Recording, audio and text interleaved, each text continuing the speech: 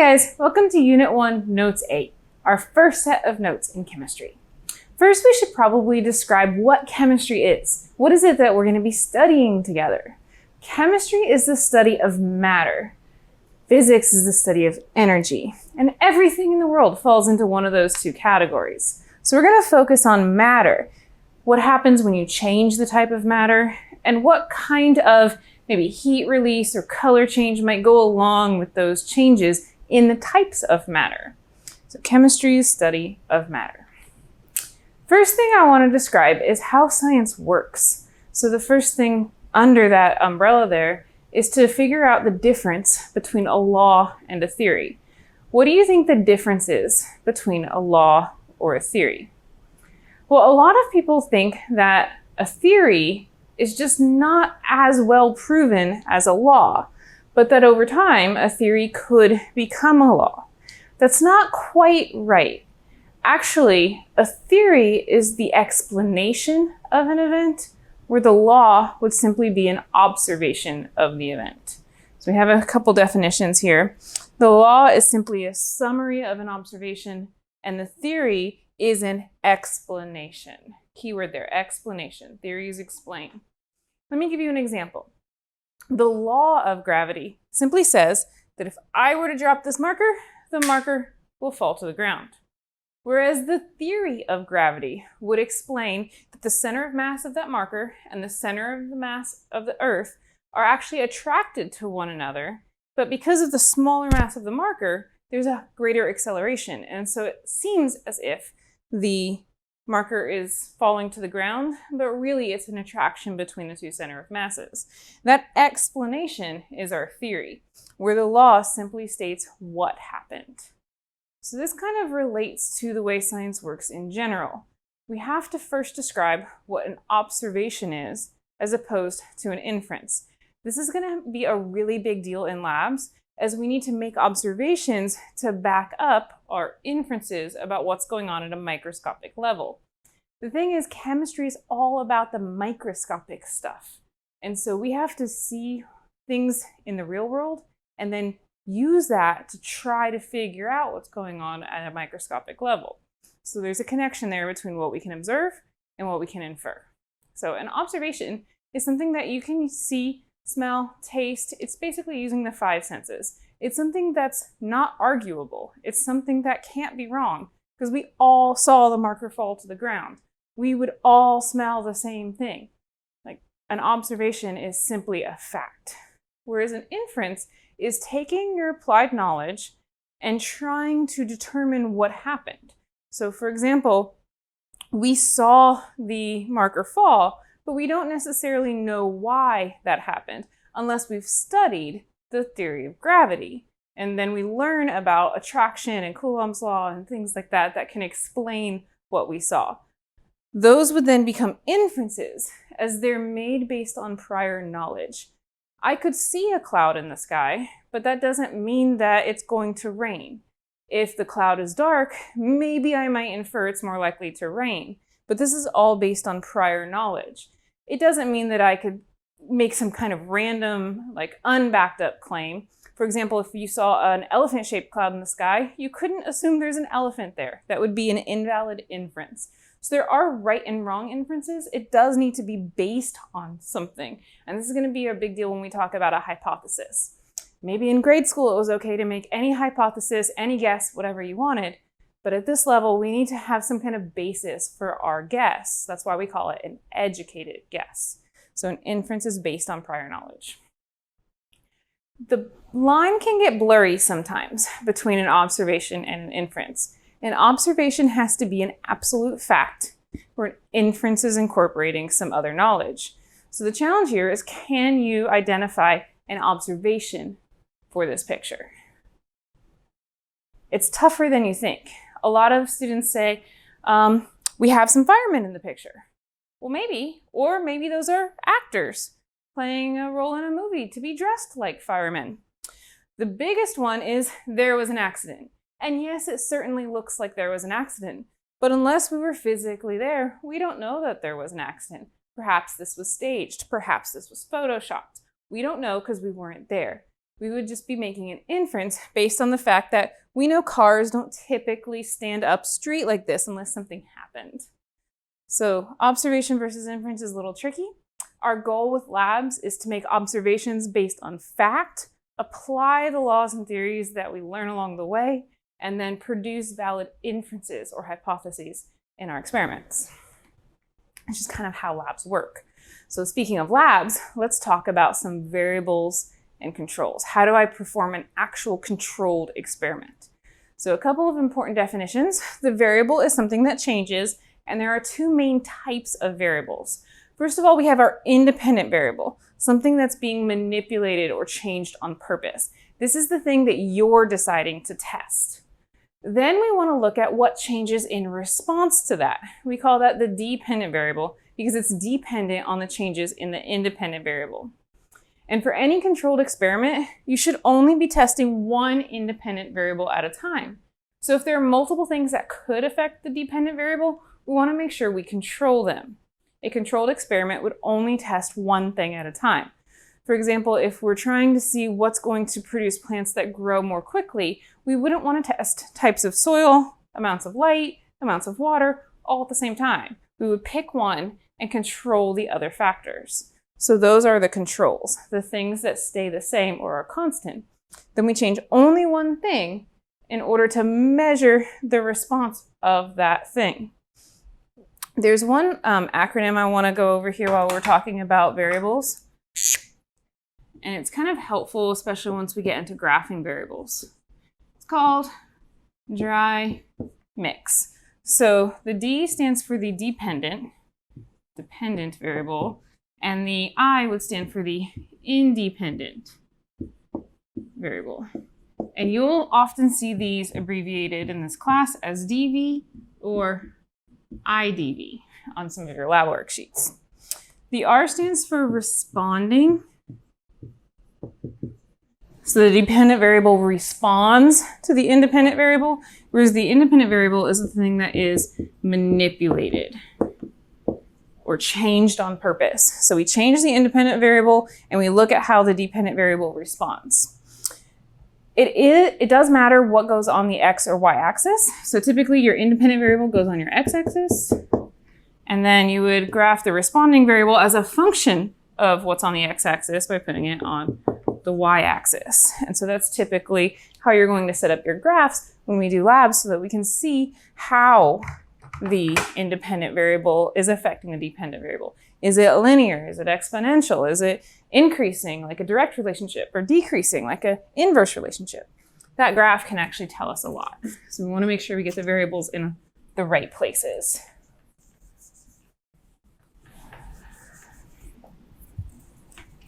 All right. So we've got our different types of variables, and then the rest are controls. Scientific method is something that's probably a pretty strong factor in your science background, something that you probably study every year you take science.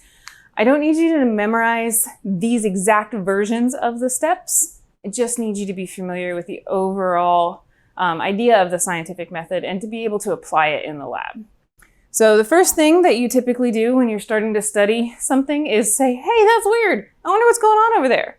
So you have to see something that you want to investigate, but then you have to put it together into an actual testable question. So we formulate something called a research question, the question that we want to research. Then we're going to form a hypothesis, and a hypothesis has to have a basis. It's not okay just to take random guesses anymore. You have to have an educated guess to form a hypothesis. So emphasis on educated. All right, then we're going to actually conduct our experiment. We want to make sure it's a controlled experiment. So think about everything we just talked about with the variables. While the experiment is going on, we want to make two different types of observations. We want to make both qualitative observations and quantitative observations.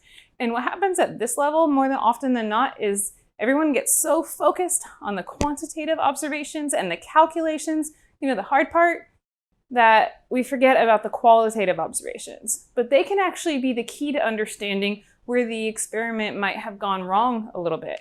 We have something called sources of error, which describes kind of innate problems with the lab.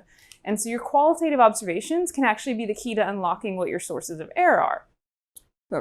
We want to make both qualitative observations, or observations based on the quality or description of the substance, and then quantitative observations, numerical numbers, masses, things like that. So once we have all that data recorded, then there's an analysis process. This can involve calculations or graphing or a combination of both, something that's going to allow us to reflect on the data and answer our initial hypothesis, to confirm it or to refute it, support it or not. So that would be our conclusion, where we need to kind of reflect all the way back to the hypothesis and determine if our data supports or doesn't support the hypothesis, and make that very clear with a very clear, blunt sentence at the end. This data does not support the hypothesis, or vice versa. But that's not the end. And unfortunately, that's the biggest mistake with the scientific method. Even though you hear about it every year, it's like, what is my question down to what is my answer? And people forget it's a repetitive process. But that's the most important part. You have to then take that conclusion and reevaluate it. Does it need to be verified further? Maybe multiple trials. Does it need to be shared and reevaluated for, hey, why was this such a failure? Why did I get such a large % error, or part of the experiment that was wrong? Why wasn't my hypothesis correct? What else could be going on? So those questions and new findings are going to be what spur scientific advancement further. So that's actually, in my opinion, the most important part of the scientific method.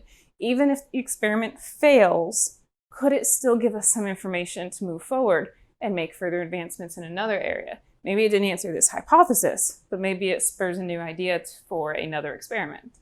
So that's kind of the cool part of the scientific method, is it is supposed to be a repetitive process, constantly leading to new and better questions. All right, so now let's focus on the data part.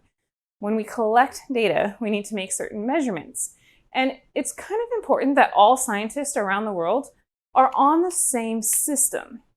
Some parts of the world use the metric system. For example, with temperature, we don't all use Fahrenheit around the world. A lot of parts of the world use Celsius. We really need to be on the same page if we're going to collaborate or work together as scientists. So scientists a long time ago adopted something called the International System of Units, or SI units. International system is actually backwards because it originated in France, and so in French, the adjective comes after the noun, similar to like Spanish, some other languages. So we call them SI units, but it really stands for International System.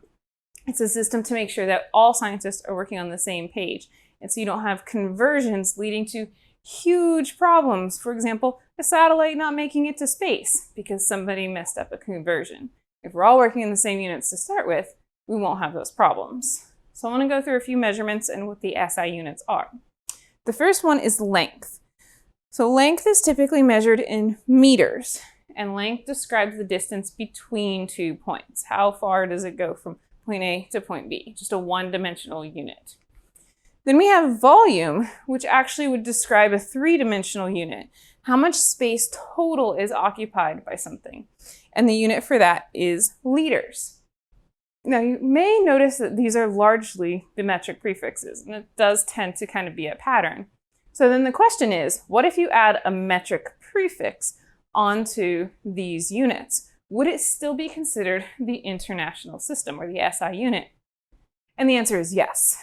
We could have not just meters, but centimeters, still the SI unit. Not just liters, but milliliters, still the SI unit. Whereas if we changed it to gallons, that's not the SI unit. That's a completely different conversion. Next one is mass, which is the amount of matter. Now, matter is the amount of stuff. So how much stuff is in an object can be measured by its mass. And the mass does not change dependent on gravity, unlike weight. So this is one of my biggest pet peeves, to be honest with you, is using weight and mass interchangeably when they actually mean two different things. Weight is actually a force, so it's going to be measured with a different unit, something called newtons. And that force is going to describe how much gravity is pulling on the substance. And yes, if I have more matter, it would have more gravity pulling on it and the weight would increase. So weight and mass are directly proportional, or one would increase, the other would increase. But we aren't studying forces, that's physics. So I don't want to hear you using weight when you mean mass. It can be a little awkward to get used to, but you would use mass in the same way that you would use the word weigh. I want to weigh the object. I want to mass the object. What is the object's weight? What is the object's mass? It works exactly the same way, and our units will always be grams. Scales measure mass. And so we want to make sure that we are using the correct terminology and not using weight, because we aren't studying forces in chemistry. All right, next we're going to talk about two different definitions, precision and accuracy. A lot of times these two terms are actually used interchangeably, almost like synonyms, but they actually have a slightly different meaning.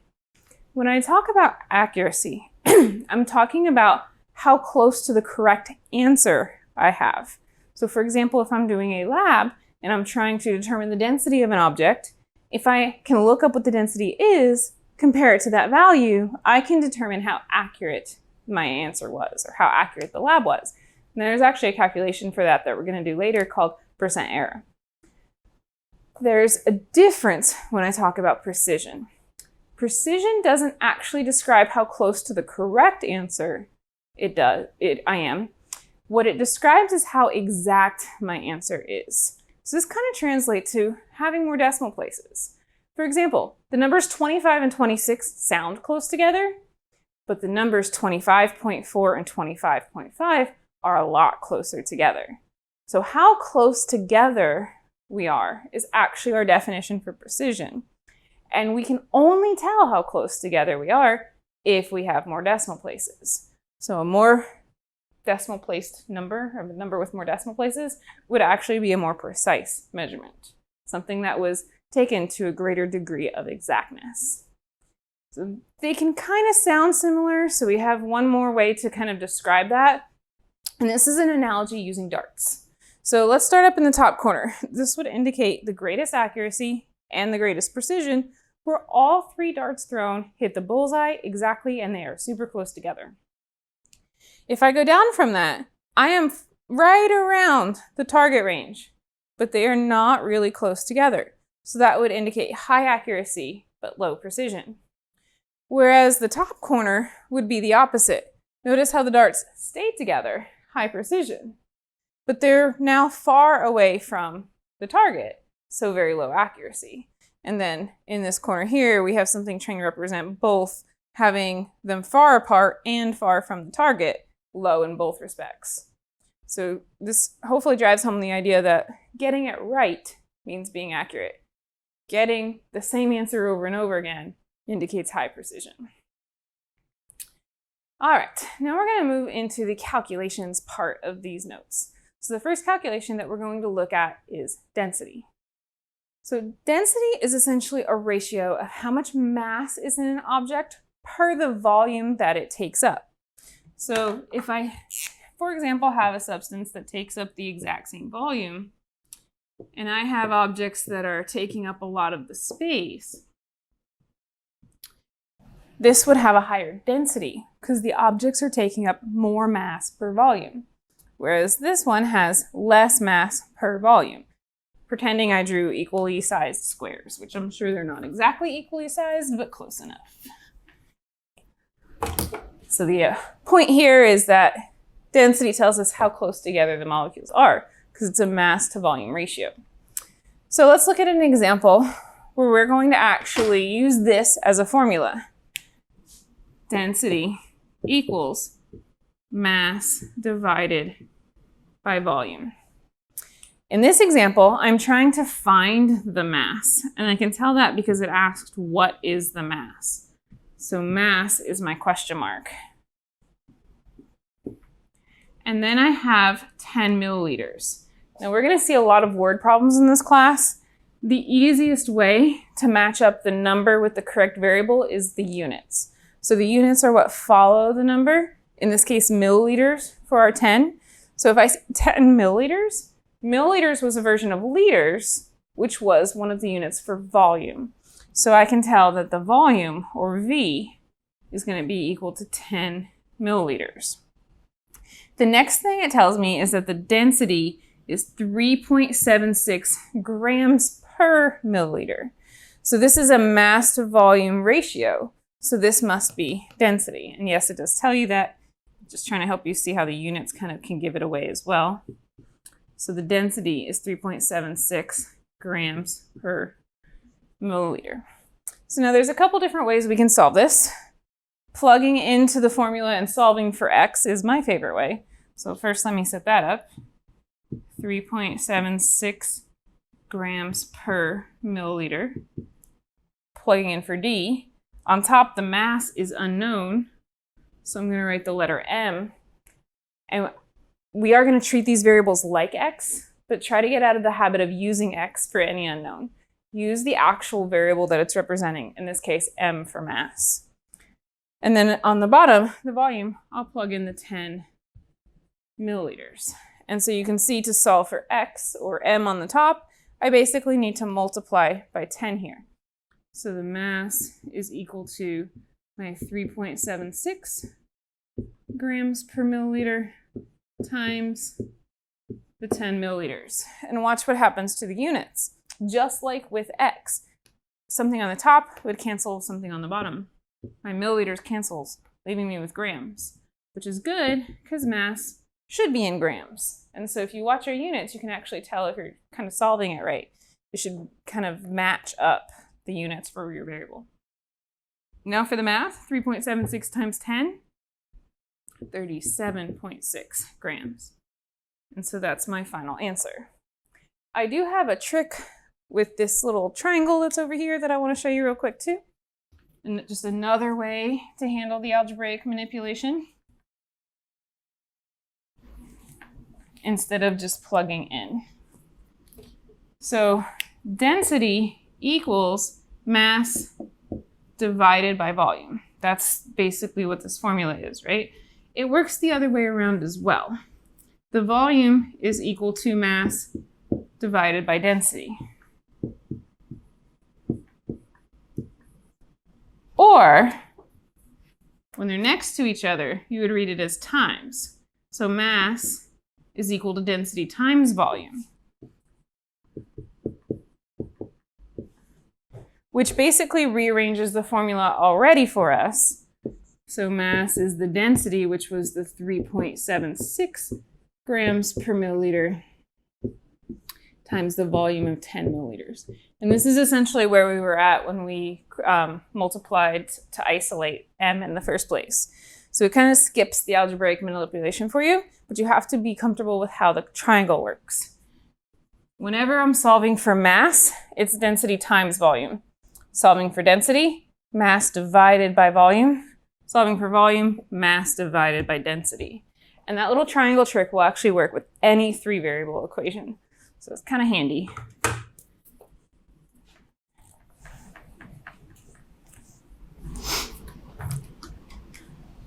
Oh, missed some marker. There we go. So there we go. We have our mass is equal to density times volume, one way or the other. We actually multiply them and let the milliliters cancel, and we have our mass in grams. Final answer. All right, let's work on some temperature conversions next. So there are a few different versions of measuring temperature. The absolute temperature is actually always measured in Kelvin. So Kelvin is the scale that stops at 0 Kelvin, would mean absolutely no movement in the system. Temperature is an average of kinetic energy. Kinetic meaning energy of motion. So if there's no motion, then there's no temperature on our Kelvin scale. The Kelvin doesn't have a negative. 0 motion, 0 temperature would be absolute 0 in the Kelvin scale. Then we have some more common ones in like real life. We usually measure, here in America, we usually measure degrees Fahrenheit for our temperature outside. There are also a lot of parts of the world that use degrees Celsius. And actually that is our unit that we're going to use probably most often in this class, although there is a lot of Kelvin in gas laws. Celsius is going to come up a lot too. But I want you to be able to convert that in and out of what we are used to as well. So the main temperature conversions will be with these first 3 types of temperature. But there is also another one called Rankine, which they actually use in the Navy a lot. So these are the different ways to measure temperature. We're not going to do conversions with Rankine though. So here's our conversions just with Kelvin, Fahrenheit, and Celsius. So in order to get Kelvin, you have to be in Celsius first. So if they gave you Fahrenheit, you'd actually have to convert to Celsius and then convert to Kelvin, or use a system of equations to put the equations together. And then depending on whether you're looking for Fahrenheit or Celsius, there's two different interpretations of these formulas. So 1.8 times the temperature in Celsius and then add 32 will get you Fahrenheit. But if you have Fahrenheit, you have to subtract the 32 first, right? Watch your order of operations, and then multiply by 0.56. You may have seen these formulas before with fractions. We typically don't use fractions in this class. It's usually the decimal version. So it's going to be 9/5 or 5/9. Maybe if that rings a bell. That's what that comes out to in decimal form. All right, now let's look at a conversion example, and we might as well do one where it starts in Fahrenheit. We have to convert to Celsius and then Kelvin, so we can do a couple of the formulas together. So the first question says I have 98 degrees Fahrenheit, and I want to know what it is in Celsius and then Kelvin. And it does have to go in that order, right? So first we're going to plug in the formula, or write down our formula, where the degree Celsius is 0.56 times the degrees Fahrenheit minus the 32. Then we're going to plug in the 98 and subtract out the 32, which is 66. Then, and only then, would I multiply by 0.56. So you want to make sure that you're doing the subtraction first, the parentheses first, and then multiply by 0.56, and we can get our final answer of about 37 degrees Celsius, 36.96 degrees Celsius. But then we want to convert it to Kelvin also, to answer the second part of the question. So if I'm starting with my degrees Celsius, all I have to do to convert it to Kelvin is add 273. So I'm going to take my Celsius temperature, add 273, and I get 309.96, or about 110 Kelvin. So now I have my temperature both in degrees Celsius, or 37, and Kelvin, or 310. Converting first to Celsius and then to Kelvin. The next calculation that I want to go over is called percent error. Percent error essentially describes how accurate your answer was. This is typically used in a lab situation.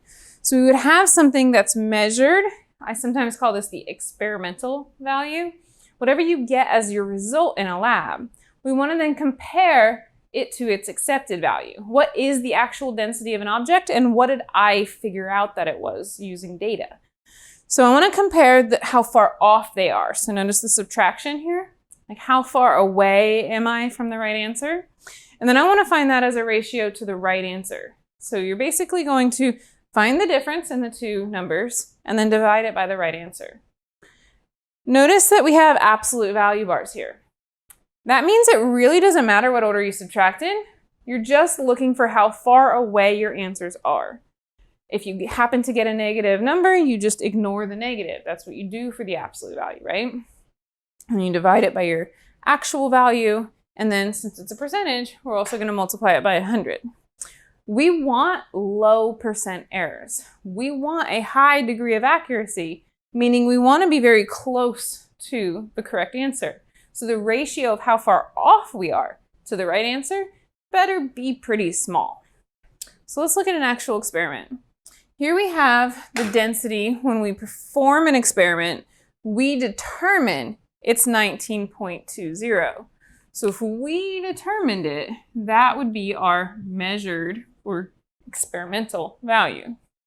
But then the actual density is given to be 19.3. So we're a little far off, right? That 19.3 would be my accepted value, what the actual density is, not what we determined in a lab where we have sources of error, but what it really truly is. So we want to determine how far off we are. So I'm going to plug these numbers in, plugging in the accepted value on the bottom and then finding the difference between the two on the top. So plugging in like this. So I'm looking at the difference between 19.30 and 19.20. So that would be that would be just a difference of 0.1, basically. So that's what I have on the top here, this 0.1, and I'm going to divide it by 19.30. I want the ratio of how far off, I was only 0.1 off, and compare that to the actual answer. So 0.1 divided by 19.3 is 0.005. But then we want to find the percentage, so we're going to multiply by 100. So if I do that once, I get an answer of 0.5. One of the most common mistakes that I see is taking that 0.5 and multiplying by 100 again.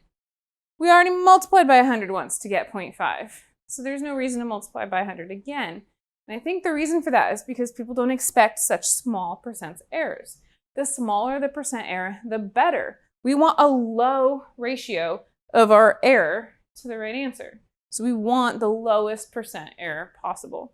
So 0.5 is great. That must have been a pretty successful lab. Last thing that we're going to cover in Notes A is some ideas behind graphing. So we're going to go over 3 main types of graphs and the types of things you should include in all of your graphs in this class. So there are 5 main things to include in a visual representation of data. Some way that we are trying to demonstrate how the X variable affects the Y variable, or how the independent variable affects the dependent variable. So what are some things that you've created before? What are some things that you've put on graphs before? So one thing that's really important is the title. We want to actually make sure that we understand what the graph is trying to represent. What is the visual representation? So for that, we need a title. And we do actually need a correct title for a graph. So by that I mean you need to describe your variables. You need to determine or describe what the independent variable and dependent variable are. You can't just say graph of data. That is no longer a valid title. That's something that we need to kind of improve on and make sure that we actually describe what the graph is showing. The next thing that we want to make sure we do is label what our X and Y axes are. And remember, the X axis with dry mix would be the independent variable and Y would be the dependent variable, dry. So we want to make sure we get the variables on the correct axes and make sure to label them completely. You don't abbreviate the label. For example, temperature, you need to write out, not just write temp. Write out your label. The other thing we need is the units. Now, units are supposed to be abbreviated. So for example, you need to actually find the degree sign with the capital C for degrees Celsius. You shouldn't write out the words degree Celsius. So not ever abbreviated, always abbreviated. That's the correct format for your axes labels. The other thing that we need to make sure we do is set the scale correctly. And Excel and other graphing programs will tend to do this for you. But if you're ever making a hand graph, you want to try to make sure that you don't go from 10, 20, 30 up to 100 and make that look the same. Then you're going to miss your exponential versus linear analysis and things like that. So you want to make sure the scale is evenly spaced along both X and Y axis. And then the last thing is only needed sometimes. You need a legend or a key only when appropriate. So when is it appropriate? Well, it would only be when you have multiple trend lines, multiple trials that you're putting on the same graph. Excel has a bad habit of putting in a legend for you and just labeling it series 1, and then it's just there in the way. That's bad communication. You shouldn't just leave something there that doesn't belong. So you want to make sure that you delete that if Excel's trying to help you out. It's really distracting. You only want to include a legend when you actually have multiple trend lines on the graph. And that actually doesn't come up a whole lot in this course. All right, now let's talk about the 3 different types of graphs. So this actually is an example of a line graph. In a line graph, you still put the independent variable on the x-axis and the dependent variable on a y-axis, but the line graph actually plays connect the dots. This is actually a little bit different from the graphs that we typically use. Let me make some room for me to write here. How about down here? So typically, we have our independent variable on our x-axis and our dependent on our y-axis. And we're going to graph typically about 5 data points. And we're going to insert a line of best fit, which Excel will call a trend line. So this is actually called a scatter plot, where we've inserted the line of best fit. See the difference here? And the line graph actually connects the dots. So I'm going to be careful that we're not calling this a line graph, because it's not actually exactly what it is. But either one can show kind of how data changes over time, or how the y variable changes in response to the x variable. The most common type of actual line graph, or connect the lines type of graph, is actually going to measure changes over time. So time is a very common independent variable. And then we'll see how time affects different things that we can put on our y-axis and show that relationship as we kind of connect the dots and put things together. Next type of graph we have here is called a bar graph. So a bar graph is good for comparisons. For example, if you do multiple trials, you could put the data next to each other and you could show variations between trials or show high precision, show them being close together. Bar graphs are also good for background sections of lab reports because you can do things where you're comparing, like, look at all of these. What is it in this case? The heart disease is so bad, so that's why I decided to investigate heart disease. So it's good for kind of that background of why the experiment is important in the first place. Last but not least, we have pie charts. And pie charts are the best thing for showing parts of a whole. Things like demographics, things that are parts of who likes these TV shows. This many percentage of people like the TV shows. So whenever you want to show like how much of a group cares about one thing, or how much of a group acts one way or does one thing, you're looking for parts of a whole. A pie chart is a good kind of go-to graph. And again, that's usually pretty good in background sections when you're trying to emphasize why you're investigating a specific thing. All right, that's going to do it for Unit 1 Notes A. We've gone over quite a few things. We've talked about how science works. We talked about different types of calculations that we're going to kind of start with and be kind of important conversions to start with. And then we talked about graphing as well. So I hope this gives you a good introduction of what we're going to be working with in chemistry. The next set of notes is called Unit 1 Notes B, where we're going to talk about more calculations. We're going to talk about scientific notation. We're going to talk about something called dimensional analysis or more conversions. It's going to be a very math-based unit. So we'll see you there.